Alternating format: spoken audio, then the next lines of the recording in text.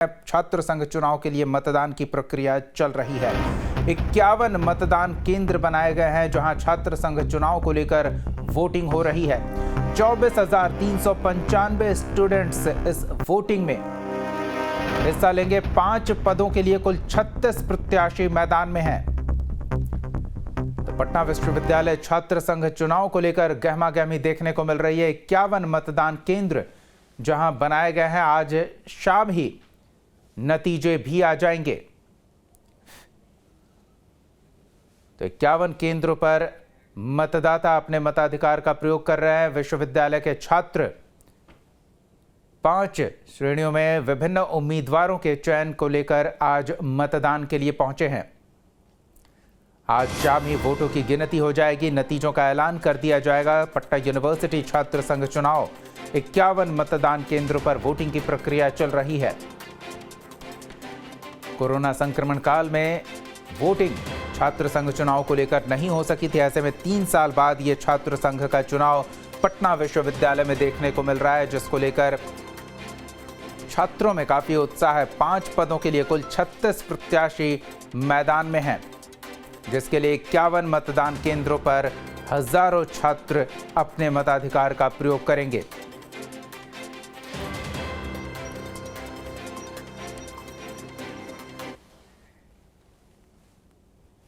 चलिए तो सीधे पटना का रुख करते हैं। छात्र संघ चुनाव को लेकर सहयोगी आदित्य हमारे साथ जुड़ रहे हैं और उनसे जानते हैं सुबह की शुरुआत छात्र संघ चुनाव को लेकर कैसी दिख रही है। जी आदित्य।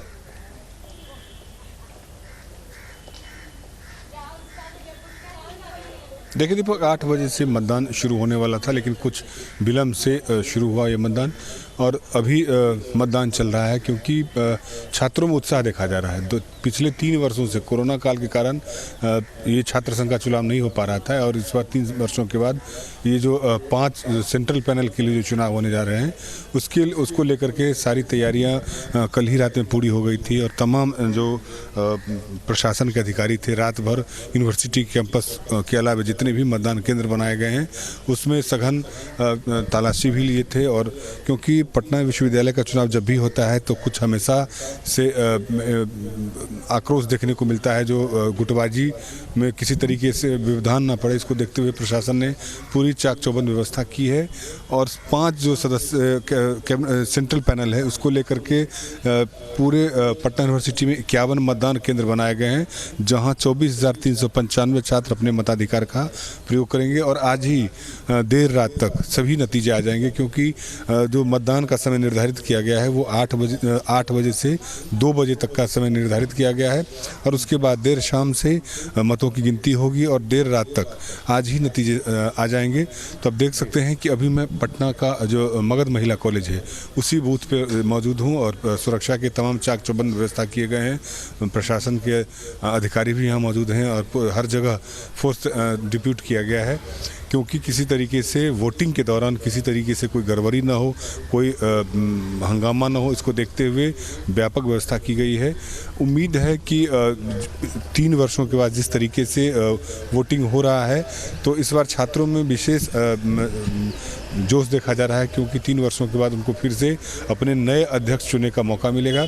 इस बार जो स्थिति है वो महागठबंधन, भले ही बिहार में महागठबंधन की सरकार हो, लेकिन छात्र संघ के चुनाव में कांग्रेस और वाम दल का ज्वाइंट एक कैंडिडेट खड़ा हुआ है आरजेडी से अलग अध्यक्ष पद के लिए, और उनके पूरे सेंट्रल पैनल के लिए बनी है टीम। आरजेडी की तरफ से अलग टीम बनी, प्रत्याशी खड़े हुए हैं, लेकिन मुख्य मुकाबला जो बताया जा रहा है वो एबीवीपी, छात्र जदयू, पप्पू यादव की जो पार्टी है जनाधिकार पार्टी, क्योंकि पिछला जो छात्र संघ का चुनाव हुआ था उसमें अध्यक्ष पद पर जाप के प्रत्याशी की जीत हुई थी, तो इस बार भी उसकी मजबूत दावेदारी है। इसके अलावा एक निर्दलीय प्रत्याशी है। तो ये 4 के बीच में जो अभी तक का जो सीन दिख रहा है, इन 4 सेंट्रल पैनल के लिए 4 लोगों में मुख्य मुकाबला है। जी दीपक।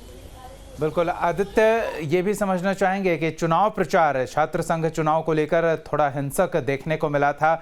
अब मतदान की प्रक्रिया में किसी तरह का कोई व्यवधान ना हो, इसके लिए किस तरह के बंदोबस्त हैं सभी 51 केंद्रों पर?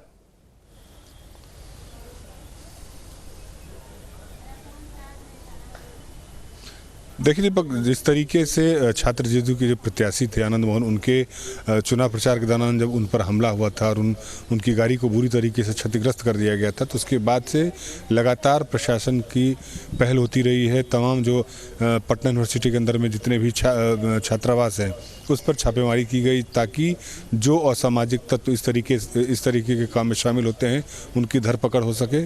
और आज की बात है जहां पर 51 मतदान केंद्र बनाए गए हैं, तो तमाम मतदान केंद्रों पर प्रशासन की तरफ से व्यापक पुलिस की व्यवस्था की गई है। और आप देख सकते हैं कि यहाँ भी जो मतदान केंद्र बनाए गए हैं वहाँ पर पुलिस एक एक छात्र की जांच के बाद अंदर जाने दे रहे हैं, ताकि किसी तरीके से कोई अनहोनी न हो, कोई हिंसात्मक घटना न हो।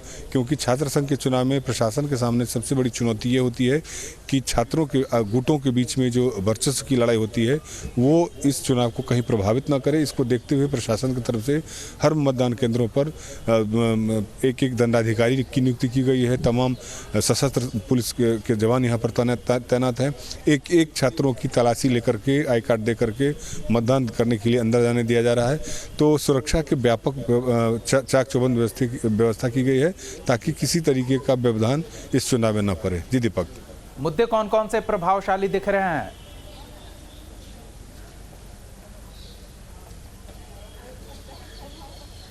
देखिए, मुद्दे सिर्फ हर छात्र संघ का यही कहना रहता है, क्योंकि पटना विश्वविद्यालय का जो छात्र संघ का चुनाव है उसमें 2 मेजर कॉलेज हैं, एक मगध महिला कॉलेज और दूसरा पटना वुमेंस कॉलेज। इन 2 कॉलेजों में तकरीबन 8,000 साढ़े 8,000 के आसपास वोटर हैं। तो सभी प्रत्याशियों की अपेक्षा रहती है कि इन 2 कॉलेजों पर यदि अपना बढ़िया प्रभाव मिल जाए तो एक जगह से इन 2 कॉलेजों से बढ़िया थोक वोट में वोट मिलने की संभावना रहती है। इसको लेकर के एबीवीपी हो या छात्र जेडीयू हो या आरजेडी हो या जाप की पार्टी हो, तमाम लोगों ने ये आश्वासन दिया है कि जो शैक्षणिक व्यवस्था, जो शैक्षणिक कैलेंडर हो में जो लेट लतीफ़ी होती है, उसको इनकी पहली हर एक छात्र के जो नेता हैं उन्होंने अपनी पहली प्राथमिकता बताई है कि छात्रों की सुविधा के लिए जो भी कदम उठाने चाहिए वो यूनिवर्सिटी प्रशासन से लड़के उनको दिलवाएंगे। शैक्षणिक कैलेंडर को सुचारू रूप से शुरू करवाया जाएगा, ताकि जो सेशन लेट की समस्या होती है वो सेशन लेट की समस्या इन लोगों के सामने ना हो।